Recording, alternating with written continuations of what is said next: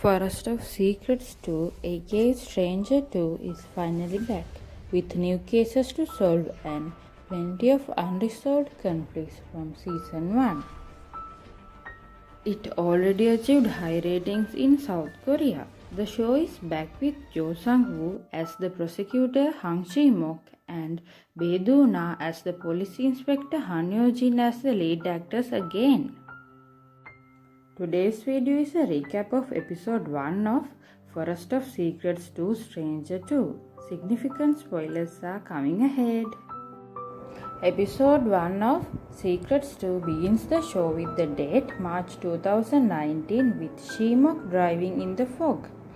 He drives along the beach at Dongyang with limited visibility due to the fog while listening to the radio. He stops the car and speaks to his assistant as he is supposed to attend a party meant for him. Shi-mok asks for the Marine Environment Management Corps number to report that the restriction line at the beach has been damaged. His assistant asks him to come to the party that was meant for his farewell from the branch. As he arrives outside the office, he sees some ambulances heading towards the beach. He then decides to go back to the beach. At the beach, a crowd has already gathered as two students drowned in the sea. One of the three students, however, survived and is shivering from the incident. He does his usual observation and tries to reenact the scene in his mind. Shi-mok remembers that his car probably passed by around the time of the incident, but he couldn't see anyone due to the fog. He then gets a call from his assistant saying his boss is angry because he did not show up at the party. In the next scene, we get introduced to our favorite Han Yo-jin for the first time in season 2, but this time she has long hair. She is busy looking at the Instagram post of the account Dragon Tiger 973 whom she follows and notices that the guy posted pictures of him and his girlfriend at the Dongyang beach. However, the posts were deleted not long after. On the news, there is also a report of a wrongdoing by a Mr. Kim from the National Police Agency, but she doesn't know who it is. The next day, Hyojin goes to work at the National Police Agency as she had been promoted to senior inspector. At the office, she now has new colleagues and is under Chief Choi. She also hears news of two tourists drowning at the beach and starts remembering the Instagram post she saw earlier. After hearing the news about the beach, she starts having doubts and revisits the Instagram post that she follows. Shi-mok, he gets scolded by his boss for not attending the party as his assistant eavesdrops on them. Shi-mok then gets a call from Yo-jin after a long time and she asks him about the drowning case. He then explains to her what reportedly happened to the student. Yo-jin then tells Shi-mok about the Instagram post. The question now is whether the couple in Instagram cut the line or the students did it first. Yo-jin then messages the Instagram account owner saying she has some retro items to sell as she tries to meet him but fails. She contacts Jang-gun from her previous office to help her on the issue. Together, they started investigating the couple's photos on Instagram to find out more and managed to get details on his car plate and gym membership.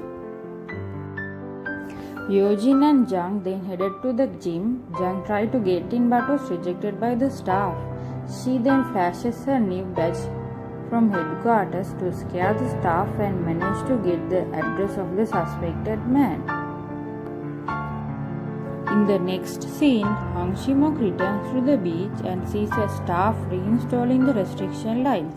He starts investigating how the rope was pulled down and concluded that it was probably burned from a lighter. Jang and Yo-jin goes to the guy's house but he was not in at first. Not long after he arrived and was spotted by Jang and Yo-jin, they managed to bring him to the criminal branch office to interrogate him further.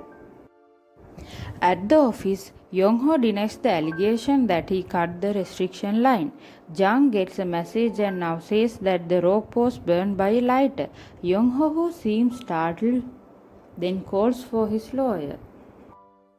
Back at the National Police Agency, Yojin reports to Chief Choi at her room, together with two other colleagues. She apologizes for being late as she was busy with the suspect earlier.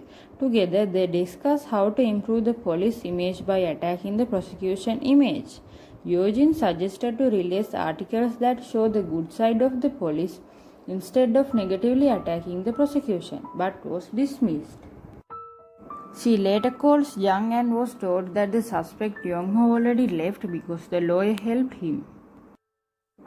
Shimok sends the photo of the couple with a mark into the relevant office for investigation. The lawyer of the couple heads over to meet the student who was still alive at the beach, then records the conversation on the lawyer's phone, saying the student didn't see the couple at the beach. Chief Choi meets up with the director Shin Jae-yong.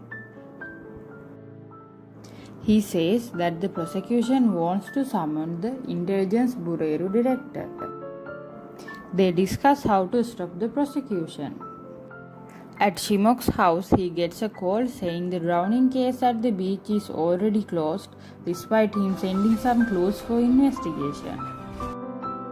At the prosecutor's office, he checks the computer to see who actually closed the file, and it was apparently signed by Chief Prosecutor Kang Won-chul as well.